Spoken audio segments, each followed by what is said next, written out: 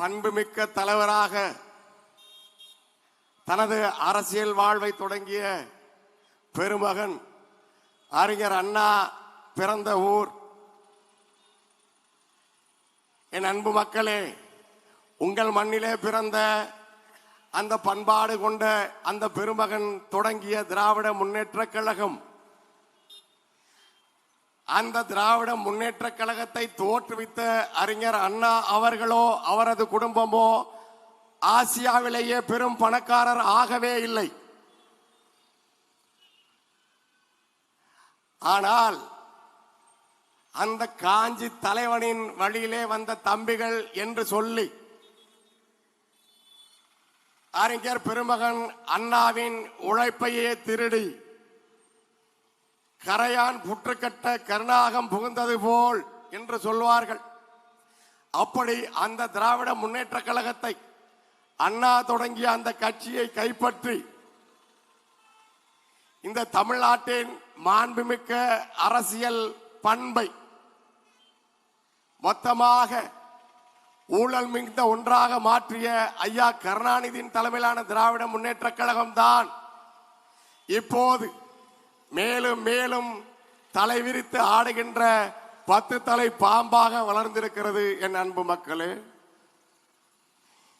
காஞ்சி தலைவன் காட்டிய வழியிலே நீங்கள் இன்னமும் அதே திராவிடத்தை நம்பிக்கொண்டிருந்தீர்கள் என்றால் அது நீங்கள் அந்த பெருமகன் அண்ணா அவர்களுக்கு செய்கின்ற இழுக்கு துரோகம்.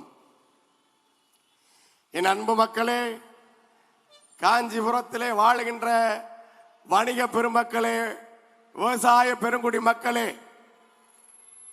உங்கள் வாழ்வை தேடி அன்றாடம் பிழைப்பை தேடி பயணித்துக் கொண்டிருக்கின்ற எம்முயிர் உறவுகளே, உங்களுடைய இதயத்தின் வாசலை திறந்து வையுங்கள். உங்கள் காது மடல்களின் கவனத்தை எங்கள் குரலை நோக்கி திருப்புங்கள். நாங்கள் உங்களுக்காகவே வந்தவர்கள், உங்கள் குறைகளை கேட்பதற்காக அல்ல, உங்கள் குறைகளை தீர்ப்பதற்காக வந்தவர்கள். நாம் தமிழர் கட்சி என்பது இதுவரை இந்த மண்ணிலே நிகழ்த்தப்பட்டு கொண்டிருக்கிற மிக இழிவான அரசியலை முற்று முழுதாக மாற்றி எம் மக்களுக்கான தூயதோர் அரசியலை இந்த மண்ணிலே நிலைநிறுத்துவதற்காக தேர்தல் களத்திலே விவசாய சின்னத்திலே போட்டியிடுகின்றது. நாங்கள் தான் தமிழின் காவலர்கள், நாங்கள் தான் தமிழையும் தமிழ்நாட்டையும் காக்க வந்தவர்கள் என்று சொல்லி தமிழை வைத்து பிழைத்த அந்த நரிகள், அவர்களால் நமக்கு ஏற்பட்டிருக்கின்ற ஈடு இணை செய்ய முடியாத இழப்புகளை தாங்கிக் கொண்டு நீங்கள் தொடர்ச்சியாக அவர்களை ஆதரித்து வருகிறீர்கள். ஏனென்றால் நாம் பழக்கத்திற்கு அடிமையானவர்கள். நீண்ட நெடுங்காலமாக தீமையை செய்து பழகிவிட்டால் அதே தீமையை செய்வதே சரியானது என்று நம்புவது அறிவுக்கு பொருந்தாத ஒன்று. என் அன்பு மக்களே, மனிதர்கள் தவறு செய்வது இயல்பு. அந்த திராவிடம் என்ற தீமையை நாம் நீண்ட காலமாக சுமந்து வந்திருக்கிறோம் என்பதற்காகவே அதை தொடர்ந்து அதே தவறை செய்யக்கூடாது. ஏனென்றால் இந்திய பெருந்தேசத்தில் நாலந்தா பல்கலைக்கழகத்திற்கு சமமான பல்கலைக்கழகம் காஞ்சியிலே பல்லவர் காலத்திலேயே தோன்றியது. ஆக கல்வியிலும் பண்பாட்டிலும் மிக முன்னதாகவே நாகரிகத்தை பெற்றிருந்த ஒரு நகரம். நாம் எல்லோருக்கும் வழிகாட்டுபவர்களாக, தமிழ்நாட்டிற்கே நல்லதொரு திசையை காட்டுபவர்களாக இருக்க வேண்டும். அப்படித்தான் இந்த மண்ணிலிருந்து ஒரு நல்லதொரு அரசியல் தொடங்கியது. ஆனால் அதை கயவர்கள் தங்களுடைய கூடாரமாக மாற்றிவிட்டார்கள்.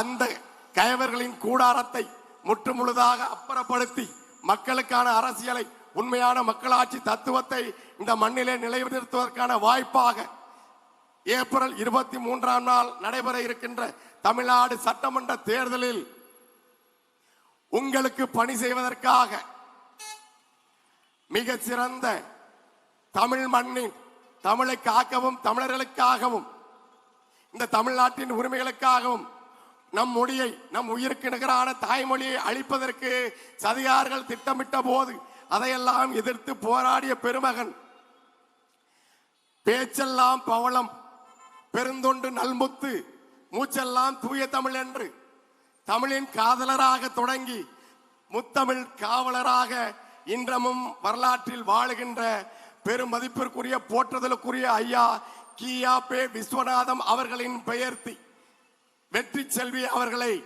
உங்களுக்கு பணி செய்வதற்காக, உங்கள் குறைகளை தீர்ப்பதற்காக நாம் தமிழர் கட்சியின் தலைமை ஒருங்கிணைப்பாளர் செந்தமிழன் சீமான் அவர்கள் விவசாய சின்னத்திலே உங்களுக்காக களம் தந்திருக்கிறார்கள். எனது அன்பு மக்களே, அறிஞர் அண்ணா அவர்களின் குடும்பம் இப்போது எங்கே இருக்கிறது என்று அருள் கூர்ந்து யாராவது எண்ணி பாருங்கள். உங்களுக்கு தெரிந்தால் எங்களிடம் சொல்லுங்கள். பெரும் மதிப்பிற்குரிய போற்றுதலுக்குரிய ராணி அம்மையார் அவர் தமிழ்நாட்டு வரலாற்றிலே எங்கே இருக்கிறார்? தயாளு அம்மாள் இருக்கிறார், ராஜாத்தி அம்மாள் இருக்கிறார், ராஜாத்தி அம்மாளின் மகள் கனிமொழி இருக்கிறார், மகாலி அம்மாளின் மகன் ஸ்டாலின் இருக்கிறார், அழகிரி இருக்கிறார், தமிழரசு இருக்கிறார், மு.க. செல்வம் இருக்கிறார், தமிழ்ச்செல்வி இருக்கிறார், எல்லோரும் இருக்கிறார்கள் தமிழ்நாட்டு அரசியலிலே. என் அருமை மக்களே, அம்மையார் ராணி அம்மையார் எங்கே? அவர்களை பற்றி இந்த 30 ஆண்டு காலத்துக்கு பிறகு இந்த திராவிட முன்னேற்ற கழகம் 1960 அண்ணா தலைமையிலே ஆட்சியை பொறுப்பேற்ற பிறகு 1969 ஐயா அவர்களுக்கு புற்றுநோய் வந்து அவர் கெடுவாய்ப்பாக நாம் அவரை இழந்த பிறகு, அப்போது காத்திருந்த கல்வன் இந்த ஆட்சியை கைப்பற்றி தமிழ்நாட்டை மிக இழிவான பாதைக்கு கொண்டு செல்ல தொடங்கிய காலகட்டத்திற்கு பிறகு அம்மையார் ராணி அம்மையார் எங்கே போனார்? மரியாதைக்குரிய மருத்துவராக இருந்த ஐயா CNA பரிமளம் அவர்களுடைய இறுதி காலம் எப்படி இருந்தது? என் அன்பு காஞ்சி மக்களே, ஐயா அண்ணாவின் மகன் CNA பரிமளத்தின் இறுதி காலம் எப்படி இருந்தது என்று எண்ணி பாருங்கள். அண்ணாவின் வழியிலே நாங்கள் ஆட்சி நடத்துகிறோம் என்று சொல்லுகிறார்களே, அண்ணாவின் மகனையே தற்கொலை செய்து சாகடித்தவை இவர்கள். தற்கொலை செய்து செத்தார். எதற்காக செத்தார்? சிகிச்சைக்கு வழி இல்லை. அவர் மருத்துவர்.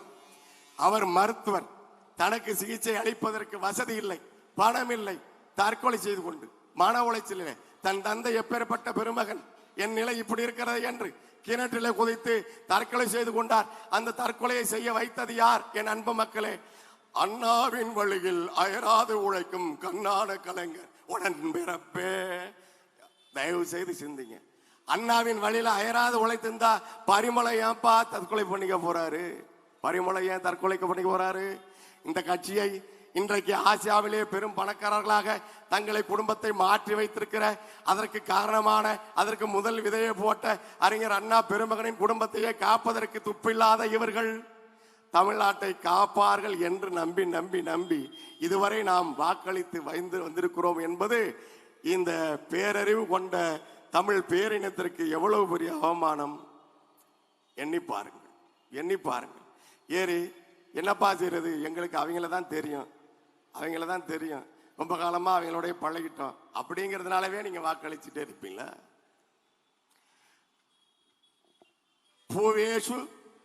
பூவேஷு கமலா, புருஷேஷு விஷ்ணு, நாரீஷு ரம்பா, நகரேஷு காஞ்சி என்று சமஸ்கிருதத்திலே ஒரு ஸ்லோகம் உண்டு. பூக்கோளிலே சிறந்தது தாமரை. இப்ப இருக்கிற தாமரை இல்ல, அது இயற்கை தாமரை. பூக்களிலே சிறந்தது தாமரை. புருஷன் ஆண் மகனிலே சிறந்தவன் பெருமாள் விஷ்ணு. அந்த பண்புக்காக அதை சொல்லுகிறார்கள். அந்த பண்பு இலக்கணம் என்பது ஒரு ஆண் மகனுக்கான இலக்கணம் என்பது என்ன? காப்பது. யாரை? நம்மை நம்பியவர்களை, நம்முடைய நாட்டை, நம்முடைய இனத்தை, நம்ம மொழியை காப்பவன் எவனெல்லாம் இருக்கிறானோ அவனெல்லாம் காக்கும் கடவுள். அதனாலதான் புருஷேஷு விஷ்ணு என்று சமஸ்கிருதத்தில் சொல்லப்பட்டிருக்கிறது. அப்படி ஆண்களிலே சிறந்தவன் அந்த நாராயணன், அந்த பெருமாள், அது எந்த பெயராவது இருக்கட்டும். நாரிஷு ரம்பா, பெண்களிலே சிறந்தவள் ரம்பை, பெண்களிலே அழகியானவள் ரம்பை. எல்லாவற்றுக்கும் மேலாக நகரங்களிலே சிறந்தது காஞ்சி. இந்த சிறந்து விளங்குகின்ற இந்த காஞ்சி நகரத்திலே வாழ்ந்த மக்களும் இப்போது வாழ்கின்ற மக்களும் பண்பாடு மிக்கவர்கள். பண்பாட்டு நகரம் மட்டுமல்ல, இது மிகவும் பண்பட்ட நகரம். முதலிலே பண்பாடு கொள்கிற ஒரு இனம் எப்போதுமே அடிமையாக இருக்கும் என்கிறார் மரியாதைக்குரிய ஐயா காப்பா அரவாணன் அவர்கள்.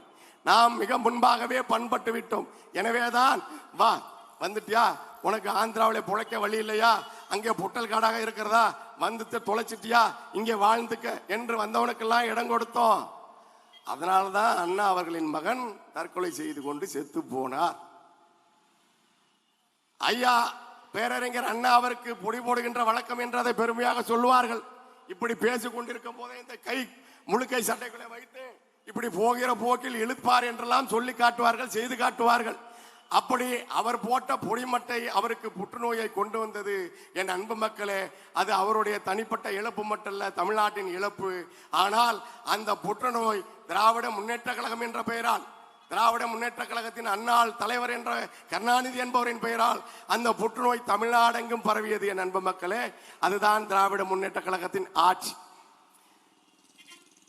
நாங்கள் அதை செய்தோம் இதை செய்தோம் என்று சொல்லுகிறார்களே, அவர்கள் அண்ணாவின் வழியிலேயே ஆட்சி நடத்தி இருந்தால் இன்னமும் ஏன் இலவசத்திற்கு எம் மக்கள் கையேந்துகிறார்கள்? இன்னமும் ஏன் அவர்கள் ஒவ்வொரு தேர்தலுக்கும் வாக்குறுதிகளை சொல்லிக் கொண்டே இருக்கிறார்கள்? எங்கே தொடங்கியது? இந்த நாட்டையே மாற்றுவதற்காக நாங்கள் கட்சி தொடங்கினோம், இந்த நாட்டின் தலையெழுத்தையே நாங்கள் தீர்மானிக்கிறோம் என்று சொல்லி ஆட்சிக்கு வந்தவர்கள் அன்று தொடங்கி 1971 தொடங்கி இன்று வரை ஒவ்வொரு தேர்தலிலும் அதை செய்கிறோம் இதை செய்கிறோம் என்று சொல்ல வேண்டிய அவசியம் என்ன? செய்திருந்தால் இந்த நாடு என்னவாக ஆகியிருக்கும்? பொருளாதார மேதை அமர்த்தியா சென் சொல்கிறார், தமிழ்நாட்டிலே இருக்கிற வளங்களை வைத்து பார்க்கும் பொழுது தமிழ்நாடு ஒரு நாடாக இருந்திருந்தால் அது உலகத்திலேயே மிகப்பெரிய வல்லரசாக இருந்திருக்கும் என்று அமர்த்தியா சென் அவர்கள் சொல்லுகிறார். மேற்கு வங்காளத்தை சேர்ந்தவர் அவர். நம்மை போல தமிழ் பற்று அந்த தமிழ் பெருமைக்காக சொல்லவில்லை, இருக்கிற உண்மையை சொன்னார். நாம் ஏன் வல்லரசாக ஆகவில்லை? ஒரு நல்ல அரசு நமக்கு அமையாததால் தான். நல்லரசு என்பது என்ன, நல்லாட்சி என்பது என்ன? இவர்கள் வெறும் வார்த்தை அரசியலையும் விளம்பர அரசியலையும் செய்தி அரசியலையுமே தொடர்ந்து செய்து கொண்டிருக்கிறார்கள்.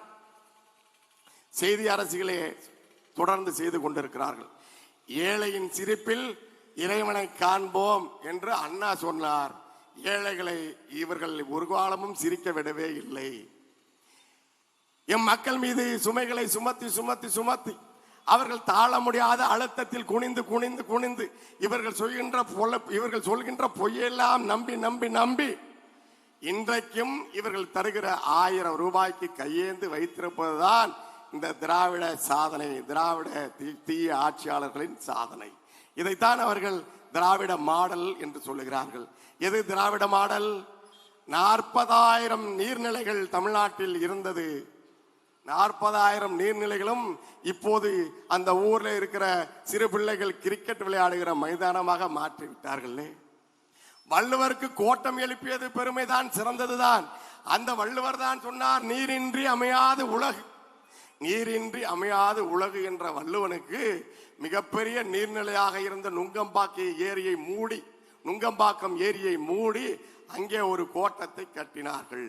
கோட்டத்தை எங்கே கட்டலாம், எங்கு வேண்டுமானாலும் கட்டலாம். அதற்கு ஏண்டா நீர்நிலையை மூடுனன்னு யாருமே கேட்கல.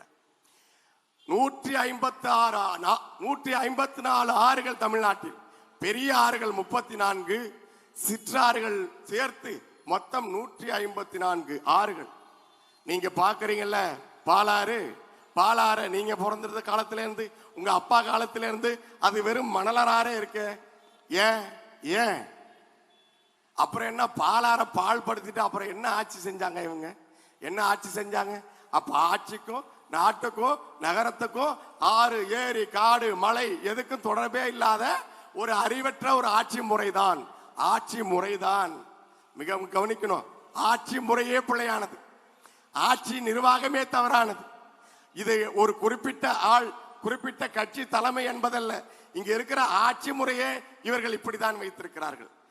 ஆற காப்பாற்றணும், தண்ணீருக்கு மாநாடு, கடலுக்கு மாநாடு, மரங்களுக்கு மாநாடு, ஆடு மாடுகளுக்கு மாநாடு என்றால் என்றால் அது அரசியல் தான். அதான்டா அரசியல், அதான் அரசியல், அது அறிவியல் சார்ந்த அரசியல். மேய்ச்சல் நிலம் இல்லை என்றால் நாடு வறுமை உரிய நாடாதான் போகும். நாட்டுக்கு எப்படி செல்வம் வந்து சேரும்? பனை மரங்களே இருக்கின்ற வாய்ப்புகளை வைத்து பனை தொழிற்சாலைகளை அமைத்து பனை பொருட்களை கொண்டாலே நாடு செல்வ செழிப்பான நாடாக மாறும். பால்வளம் பால் பொருளாதாரம் ஆண்டுக்கு வருவாய் 3 லட்சம் கோடி, ஆண்டுக்கு வருவாய் 3 லட்சம் கோடி. பால் நாளிலே பால் தினம் டெய்ரி டே என்று சொல்வார்கள். இந்திய பிரதமர் மோடி அவர்களே அதை குறித்து பேசினார். அதற்கு முன்பாகவே அண்ணன் செந்தமிழன் சீமான் அவர்கள் நீண்ட நெடுங்காலமாக அதற்கு சொல்லி வந்திருக்கிறார். ஏனென்றால் அண்ணன் சீமான் சொல்வதால் இவர்கள் அதை அலட்சியப்படுத்துகிறார்கள். அது அரசியல்வாதிக்கு தெரியும். இதே காஞ்சிபுரத்திலே தானே ஆவின் பாலிலே வழியிலே லாரியை நிறுத்தி அதிலே குடங்குடமாக அந்த தண்ணீரை நிரப்பி கொண்டு வந்து சேர்த்தானே வைத்தியநாதன். இதே காஞ்சிபுரம் தானே, இதே காஞ்சிபுரம் தானே. அவர்களுக்கு பாலில் கூட நஞ்சு கலக்கிற இந்த திராவிட ஆட்சியாளர்கள். அவர் எந்த கட்சியை சேர்ந்தவர் என்று உங்களுக்கு தெரியும். அதிமுக திமுக இரண்டு மாறி மாறி என் மக்கள் வாழ்க்கையிலேயே நஞ்சை கலந்து கொண்டிருக்கிறது என்பதற்கு அதை விட சிறந்த சான்று தேவையில்லை, தேவையில்லை. அப்போ பால் பொருளாதாரம் 3 லட்சம் ஆண்டுக்கு வருவாய், அந்த வாய்ப்பை புறக்கணித்து விட்டு சாராய பொருளாதாரத்தில் தான் அரசை நடத்த முடியும் என்றால் இவர்களிடம் சிந்தனை மழுங்கி இருக்கிறது, அல்லது அது குறித்து சிந்திப்பதற்கான நோக்கம் அவர்களுக்கு இல்லை. ஏனென்றால் இது அவர்கள் நிலமில்லை, இது அவர்களின் தாய் நிலமில்லை. இங்கே வாழுகின்ற தமிழர்கள் அவர்களுக்கானவர் இல்லை. ஆனால் நம்முடைய வாக்கு அவர்களை ஆட்சியிலே அமர்த்தியது. அவர்கள் நமக்கானவர்கள் அல்ல. நம் மொழியிலே பேசுவார்கள், நம்மவர்கள் போல் காட்டிக் கொண்டார்கள். இனம் போன்று இனமல்லார் கேண்மை, மகளிர் மனம் போன்று மாறுபடும் என்று சொல்லுகிறார் வள்ளுவர். நம்ம ஆளு போலவே கூட வருவான், நம்ம போலவே மான் போலவே ஓடி வருவான். ஆனா சரியான இடத்துல ஓனாயாக மாறி நம் குரவலை கவ்வான். அதுதான் திராவிடம். அதைத்தான் செய்து கொண்டிருக்கிறார்கள். நாம் நம்புகிறோம், நாம் நம்மளா தானே வாழ்ந்துட்டு இருக்கோம். எல்லாம் வளர்ச்சியா இருக்கு, உயரமான கட்டிடங்கள் இருக்கு, கட்டடம் இருக்கு. கண்ணா, கட்டடத்தில் இருப்பவன் யாரு? அந்த கட்டிடக்கு உரிமையாளர் யாரு? அந்த நிறுவனங்கள் யாருடையவை?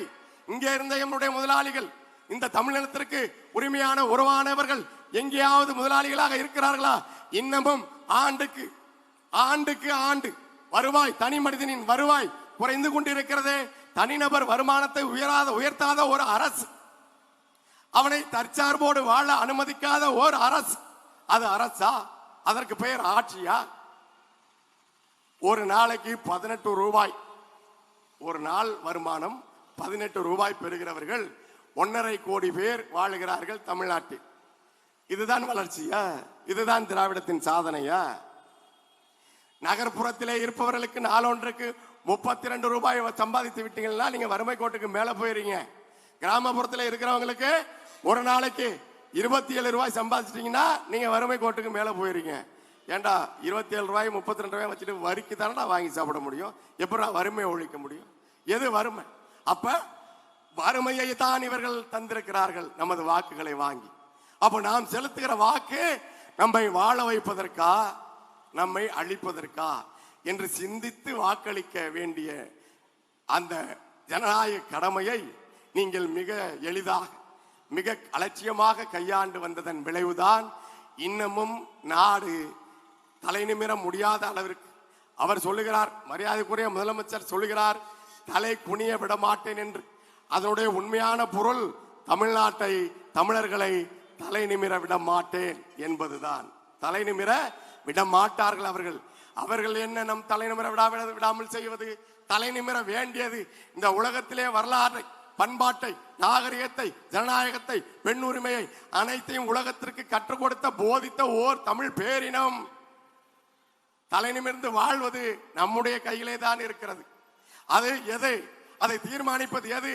வேற வழி இல்லை. இது ஜனநாயகம். இந்த ஜனநாயகத்துல நாம் செலுத்துகிற வாக்கு, நாம் யாருக்கு வாக்கு செலுத்த வேண்டும், அந்த முடிவை எடுப்பது உங்கள் கையில் தான் இருக்கிறது. நீங்கள் செலுத்துகிற வாக்கை வைத்துதான் அவர்கள் அதிகாரத்துக்கு வருகிறார்கள். அந்த அதிகாரம் மக்களுக்கான அதிகாரமா, மக்களை அழிக்கிற, வீழ்த்துகிற, மக்களுக்கு எதிரான அதிகாரமா என்பதை நாம் செலுத்துகிற வாக்குதான் தீர்மானிக்கிறது என் அன்பு உறவுகளே. எனவே ஏப்ரல் 23ஆம் நாள் நீங்கள் அதே நமக்கு வழங்கப்பட்டிருக்கிற ஜனநாயக உரிமையை பெருமையாக கருதி கொண்டு நீங்கள் உங்கள் வாக்குகளை நோக்கி வீறு நடை போட்டு செல்வீர்கள். அங்கே நுழையும் போது ஒரு நிமிடம் நின்று யோசியுங்கள். நம்மை காப்பது இந்த ஆட்சியா, அரசா? நம்மையும் இந்த உலகத்திலே வாழ்கின்ற அனைத்து உயிரினங்களையும் காக்கும் கடவுள் யார்? விவசாயியா இல்லையா? விவசாயி தானே அனைவருக்கும் உயிர் தருகிறான். யார் யார்? விவசாயி தானே நம்மை வாழ வைக்கிற தெய்வம். அந்த விவசாயியை நினைத்து அவன் இந்த நாட்டிலே வாழ முடிகிற நிலை எப்போதுமே இல்லை. இந்திய விடுதலைக்கு பிறகு விவசாயத்தை விட்டு வலுக்கட்டாயமாக வெளியேற்றப்பட்டார்கள். மரியாதைக்குரிய சரத்பவார் அவர்கள் விவசாயத்துறை அமைச்சராக இருந்த போது அவருடைய சொந்த மாநிலம் மராட்டியம், அவருடைய சொந்த மாவட்டம் விதர்பா, அங்கேதான் கும்பலாக விவசாயிகள் தற்கொலை செய்து கொண்டு செத்து போனார்கள். தமிழ்நாட்டிலே தஞ்சை மாவட்டம் நெற்களஞ்சியத்திலே உலகத்திற்கே சோறு போடுகிற உலக உயிர்கள் எல்லாம் காக்கின்ற விவசாயிகள் ஒரே நாளில் 11 பேர் என்று அவரவர் வயலிலே தொங்கினார்கள். ஒரு நாளில் 11 பேர். தொடர்ச்சியாக அந்த பகுதியிலே நடந்த தற்கொலைகள் மூடி மறைக்கப்பட்டன. ஏன் சாகுறான் விவசாயி? ஏன் சாகுறான்? ஊருக்கே சோறு போட்ட ஒரு இனம் ஓயாமடம் என்று இங்கே காஞ்சிபுரத்திலே கூட வழியிலே இன்னமும் இருக்கிறது. பல்லவர் காலத்தில், பிறகு சோழர் காலத்தில் கட்டப்பட்ட அந்த ஓயாமடம் என்று ஓரிடத்தில் அல்ல, பெரும் பாதைகள், ராஜபாதைகள் மட்டுமல்ல, மக்கள் செல்கின்ற பெருவழிகள் எல்லாம் ஓயாமடம் என்ற சத்திரத்தை கட்டி வைத்து வழிபோக்கர்கள் பாதுகாப்பாக தங்குவதற்கும் தங்கள் பயண களைப்பை நீக்கி இரவிலே ஓய்வு எடுத்து செல்வதற்கும் கட்டப்பட்ட ஓயாமடத்திலே 24 மணி நேரமும் உணவு தயாரிக்கப்பட்டு வழங்கியது. அப்பேற்பட்ட மாண்புமிக்க ஒரு பேரினத்தின் பிள்ளைகள் நடுத்தருவிலே நிற்கிறோமே, இந்த நாசகார ஆட்சியாளர்கள் தானே நண்பு மக்களே. அந்த ஓயாமடத்தை நீங்கள் என்னவாக புரிந்து கொண்டிருக்கிறீர்கள்? இந்த ஓயாமடத்திலே இப்போது யார் வந்து தங்கியிருக்கிறார்கள்? துறவிகள், யாத்ரீகர்கள். பாகியான் என்ற சீன பயணி காஞ்சிபுரத்திற்கு வந்து சென்ற பிறகு போய் எழுதினான். இப்போதும் இருக்கிறது, நீங்கள் படிக்கலாம். சீன மொழியிலிருந்து பல்வேறு மொழிகளுக்கு மொழிபெயர்க்கப்பட்டிருக்கிறது. குப்தர் மௌரிய பேரரசு, குப்தர் ஆட்சியிலே அங்கே வடக்கிலே தீண்டாமை இருக்கிறது, எல்லா சாதிய இழிவிலும் இருக்கிறது, மீனவர்கள் மற்றும் பல மக்கள் எல்லாம் ஊருக்குள் நுழைய முடியாத நிலை இருக்கிறது. ஆனால் காஞ்சிபுரத்திலே எந்த நூற்றாண்டு? காஞ்சிபுரத்திலே மக்கள் மிகவும் பண்பாடுடையவர்களாக, இறை பேராற்றலை வணங்குகிறவர்களாக, மனிதர்களை நேசிக்கிறவர்களாக, தீண்டாமை என்கிற இந்த சந்திரகுப்த மௌரியர் காலத்திலே அந்த குப்த பேரரசிலே நிலவுற அந்த கொடுமையெல்லாம் காஞ்சிபுரத்திலே இல்லை என்று பாகியான் என்ற சீன பயணி எழுதி வைத்திருக்கிறான். இப்படி வெளிநாட்டிலிருந்து, அயல்நாடுகளிலிருந்து அந்த காலத்திலே வந்தவர்கள் எல்லாம் நம் மண்ணை, அந்த நிலையை, உண்மையை அறிந்து உலகுக்கு எடுத்து சொன்னார்கள். திராவிடர்கள் வந்த பிறகுதான் தமிழ் பேரினத்தின் வரலாறு முற்றிலுமாக தலைகளாக மாற்றி எழுதப்பட்டது. அப்போ அந்த பாகியானுக்கும் சேர்த்து அந்த ஓயாமடம் கட்டப்பட்டது. வருவார்கள், சாப்பிடுவார்கள், தங்கி ஆய்வு செய்வார்கள். வாழ்வதற்கு வழி இல்லை என்பதற்காக அவர்கள் ஓயாமடம் கட்டவில்லை. எங்கள் வாருங்கள் வணிகர்களே, ரோமானிய வணிகர்களே, கிரேக்க வணிகர்களே, யவனர்களே, வாருங்கள், எங்கள் நகரத்தில் இருக்கின்ற பவளங்கள், முத்துக்கள் அனைத்தையும் எடுத்து செல்லுங்கள், உங்களிடம் இருப்பதை எங்களுக்கு கொடுங்கள் என்று உலகம் தழுகிய ஒரு வணிகத்தை நடத்திய ஒரு தமிழ் பேரினம். இன்றைக்கு தமிழ் வணிகர்களின் நிலை என்ன? நிறுவனங்கள், பெரிய நிறுவனங்கள் யார் கையில இருக்கிறது? பெருமுதலாளிகள் கையில இருக்கிறது. பெருமுதலாளிகளை கொடுத்தது யார்? நீங்கள் தேர்ந்தெடுத்து ஆட்சியிலே அமர்த்தி இருக்கின்ற இந்த இடைத்தரகர்கள் இல்லையா? அப்போ நாம் தலைவர்கள் என்று நம்பி இதுவரை நாம் யாரை ஆட்சியில் அமர வைத்திருக்கிறோம்? கைமாற்று விடுவதில் கைதேர்ந்த இடைத்தரகர்களை. உங்களுடைய நிலத்தை, உங்களுடைய மலை வளத்தை எல்லாவற்றையும் எடுத்து முதலாளிகளுக்கு கைமாற்றி விடுவதற்கு இவர்கள் எதற்கு ஆட்சியிலே அமர வேண்டும்? மீத்தேனில் தெரியாம கையெழுத்து போட்டுட்டோம், மன்னிச்சிங்கன்னு சொன்னாரா இல்லையா முதல்வர்? மீத்தேன் எடுத்தா சுடுகாடு. அது ஏன்டா குறிப்பிட்டு தஞ்சை மாவட்ட நெற்களஞ்சிய பகுதியிலே, டெல்டா பகுதியிலே போய் தோன்றீங்க? ஹைட்ரோகார்பன், மீத்தேன் உள்ளிட்ட வாயுக்களை தோண்டி எடுப்பதற்கு நிலக்கரி உள்ளிட்ட போய் பாருங்க. நெடுவாசல், கதிராமங்கலம் என்று ONGC நரிமணம் போய் பாருங்க. பாதாளமா தோண்டி சுடுகாடா ஆக்கி வச்சுட்டான். அதுல என்னென்ன சூழ்ச்சி இருக்கு? இனி நீங்கள் விழிப்புணர்வு பெற்றுக் கொண்டிருக்கிற இப்போது இருக்கிற தமிழ் பேரினம் தன் வரலாறை தேடி செல்லும் பொழுது நீங்கள் உங்கள் வரலாறை அங்கே பார்க்க முடியாது. எல்லாவற்றையும் தோண்டி அப்புறப்படுத்தி விட்டார்கள். இவ்வளவு பெரிய சூழ்ச்சியோடு தான் இங்கே 60 ஆண்டு காலமாக திராவிட இயக்கங்களின் ஆட்சி நடந்து வருகிறது. தெரிந்தோ தெரியாமலோ அதற்கான முதல் விதையை பெருமகன் அண்ணா அவர்கள் விதித்து விட்டார்கள். அந்த கொடுமையை தாங்க முடியாமல் தான் அவரே முன்பாகவே இறந்து போய்விட்டார். அப்போ சிந்திக்க தெரிந்த பேரினம், வரலாற்றிலே எல்லா பண்புகளையும் கொண்ட ஒரு பேரினம், முன்பாகவே கல்வி அறிவு பெற்ற ஒரு பேரினம். சிந்தித்து பார்த்து யார் நமக்கானவர்கள்? நமக்காக போராட்ட களத்திலே நிற்பவர்களா? நம்மை காலம் காலமாக போராட வைப்பவர்களா? யார் நமக்கானவர்கள்? யார் நமக்கானவர்கள் என்று சிந்தித்து ஏப்ரல் 23ஆம் நாள் அதே பெருமையோடு சென்று என் தமிழினத்தை, நான் வாழுகின்ற தமிழ்நாட்டை, 50,000 ஆண்டுகளுக்கு முற்பட்ட தமிழ் பேரினத்தை, இங்கே உலகம் தோன்றிய காலத்திலிருந்து மனிதர்கள் இங்கேதான் தோன்றினார்கள். உலகின் முதல் மனிதன், முதல் மாந்தன் தமிழன் என்கிறார் ஐயா தேவனைய பாவாணர் அவர்கள். உலகமே அதை ஏற்றுக்கொண்டிருக்கிறது. முதல் மனிதன் தோன்றிய இந்த மண்ணை காக்கின்ற கடமையாக எனக்கு இந்த வாக்களிக்கின்ற வாய்ப்பு கிடைத்திருக்கின்றது. எனவே ஏப்ரல் 23ஆம் நாள் நான் இந்த இனத்தை மீட்பதற்கான வாய்ப்பாக எனது ஜனநாயக உரிமையை நான் பயன்படுத்திக் கொள்வேன் என்று நீங்கள் உங்கள் வாக்குகளை, உங்கள் பொன்னான வாக்குகளை என்று அவர்கள் சொல்வார்கள், நீங்கள் பொன்னான வாக்குகளை தான் போட்டீர்கள். உங்கள் வாழ்க்கை மண்ணானது. அந்த மண்ணை மீண்டும் தோண்டி எடுத்து இந்த நிலத்தை, அன்னை நிலத்தை பொன் விளையும் பூமியாக மாற்றுகின்ற வாய்ப்பாக, எல்லோரையும் வாழ வைக்கின்ற விவசாய பெருங்குடியை காக்கின்ற வாய்ப்பாக இந்த ஏப்ரல் 23ஆம் நாள் நடைபெறுகின்ற தேர்தலை, இந்த வாய்ப்பை, ஜனநாயக வாய்ப்பை பயன்படுத்தி நாம் விவசாய சின்னத்திலே வாக்களிப்போம் என்ற உறுதியோடு தமிழ்நாட்டிலே ஒரு தலைகீழ் மாற்றம் மக்கள் மனத்திலே, புரட்சி நாட்டிலே மண்ணிலே தோன்றுவதற்கு முன்பாகவே அது மக்கள் மனத்திலே முளைவிடுகிறது என்கிறார்கள் புரட்சியாளர்கள். அப்படி தமிழ்நாட்டில் இப்போது அந்த புரட்சி முளைத்திருக்கிறது. அந்த புரட்சியின் பேரெழுச்சியில் நீங்களும் ஏற்றுக்கொண்டு பங்கேற்று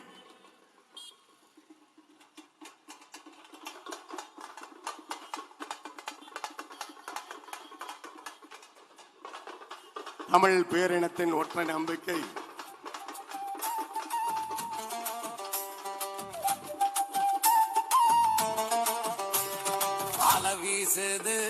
அலவீசுது சீமான் அலவீசுதுங்க, தலை தூக்குது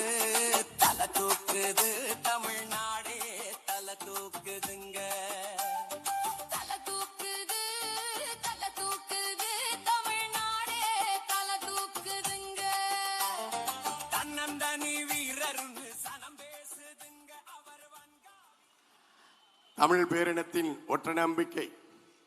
இந்த மண்ணிலே ஒரு புரட்சிகர அரசியலை, மக்களுக்கான அரசியலை நிலைநாட்டி கொண்டிருக்கின்ற எமது உயிர் அண்ணன் செந்தமிழன் சீமான் அவர்கள் இந்த மண்ணிலே முன்பாகவே சொன்னது போல தமிழ் பேரினத்தை காப்பதற்காகவும் தமிழ் மொழியை காப்பதற்காகவும் தன்னையே தந்த முத்தமிழ் காவலர் பேரறிஞர் கியாப்பா விஸ்வநாதம் அவர்களின் பெயர்த்தி மரியாதைக்கும் போற்றுதலுக்கும் உரிய வெற்றி செல்வி அவர்கள் விவசாய சின்னத்திலே போட்டியிடுகிறார். இந்த வாய்ப்பு ஜனநாயகத்தை மீட்கின்ற வாய்ப்பு, தமிழ் பேரினத்தை காக்கின்ற வாய்ப்பு. இதுவரை நீங்கள் செய்தி அரசியல், விளம்பர அரசியலை பார்த்து அவர்களின் வாய்ப்பந்தலை கேட்டு வாக்களித்து வந்திருக்கிறீர்கள்.